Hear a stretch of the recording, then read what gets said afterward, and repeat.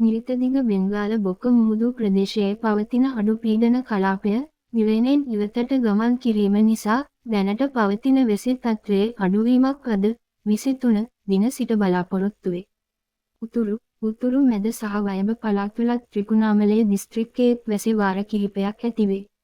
ගාල්ල, මාතර, රත්නපුර සහ හම්බන්තොට දිස්ත්‍රික්කවල පස්වරු 2.0 අංපසුව ස්ථාන ස්වල්පයක වැසි හෝ ගිගුරුම් සහිත වැසි ඇති විය හැක. මධ්‍යම, සබරගමුව සහ ඌව පළාත්වලත් අම්පාර සහ හම්බන්තොට දිස්ත්‍රික්කවලත් ඇතැම් ස්ථානවල අලුයම් කාලයේදී මීදුම් සහිත තත්ත්වයක් පැවතිය හැක. ගිගුරුම් සහිත වැසි සමග ඇතිවිය හැකි තාවකාලික තද සුළං වලින් සහ අකුණු මගින් සිදුවන අනතුරු අවම කර ගැනීමට අවශ්‍ය පියවර ගන්නා ලෙස ජනතාවගෙන් කාරුණිකව ඉල්ලා සිටිනු ලැබේ.